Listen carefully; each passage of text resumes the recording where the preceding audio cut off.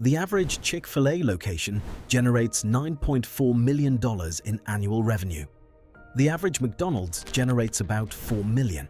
Chick-fil-A does more than twice as much money from a chain that's closed one full day every week. So how does a chain that operates 6 days a week out-earn one that operates 7 by a factor of more than 2? You've probably heard the standard explanations. The chicken sandwich is uniquely popular. The service is famously good. Both are true. Neither is the actual answer.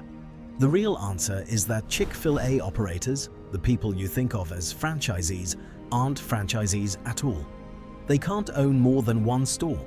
They can't hire someone else to run it, and the company can fire them every year at will. What Chick-fil-A actually runs isn't a franchise business. It's something almost no other chain in America has ever pulled off. To open a McDonald's franchise, you need somewhere around $45,000 in franchise fees and $1 to $2 million in additional capital for the building, the equipment, the land. You own the store. You take on the debt. If your restaurant fails, that's your money. To open a Chick-fil-A, you need $10,000. That's it. $10,000. To operate a location that generates almost $10 million a year. Every article you've ever read about Chick-fil-A calls that the deal of the century. It's not. It's the pre-screening fee for an application process that will change your life in ways almost no one talks about publicly.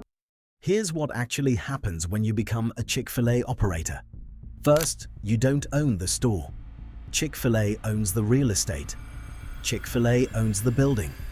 Chick-fil-A owns the equipment. You don't build the store, they build it and hand you the keys. Second, you can only run one store, in most cases, ever. McDonald's franchisees can own dozens, sometimes hundreds. Chick-fil-A caps most operators at exactly one location because they want you personally in that store every day for the duration of your career. Third, your agreement is annually renewable. Every year, Chick-fil-A can end the relationship. No 20-year franchise lock, no guaranteed retirement plan. You're one bad review cycle from starting over. Fourth, the economics. Chick-fil-A takes 15% of your gross sales right off the top. Then, after operating costs, they split the remaining profit with you 50-50. On a $9.4 million store, that leaves the operator earning between $200,000 and $300,000 a year. Corporate makes multiples of that, from every store, every year. Read that back. Corporate owns the store, takes most of the profit, forbids you from scaling, and can fire you every year. If someone offered you that deal at any other business in America, you'd walk out of the room. So why does every elite operator in America line up for the chance? Because the pipeline into that deal is more selective than any Ivy League school in the country.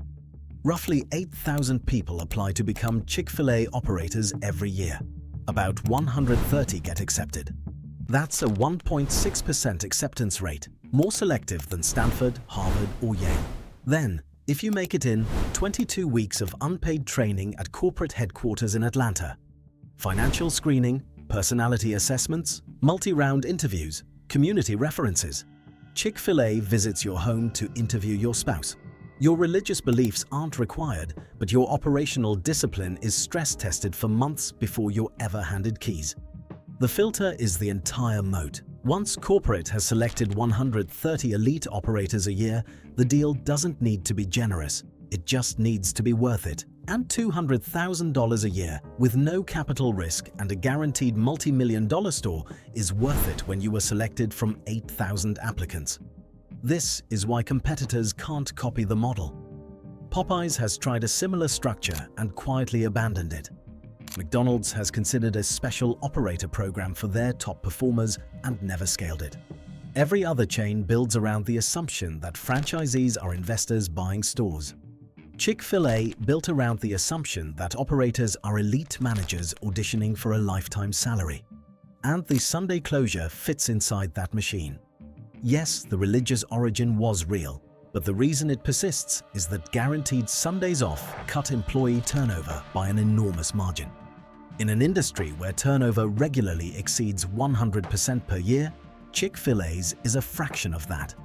The $1 billion+ in lost Sunday sales is repaid many times over in training costs, hiring costs, and operator sanity. So when people say Chick-fil-A got lucky with a chicken sandwich, they're missing what actually happened. Chick-fil-A isn't running a fast food chain. It's running an elite recruitment program. The $10,000 isn't a franchise fee. It's a job application deposit. The Sunday closure isn't a sacrifice. It's a retention strategy. And the one-store rule isn't a restriction. It's the reason every operator is personally invested in the exact building you walk into. If you want to see how other companies pull off similarly clever tricks, hit subscribe.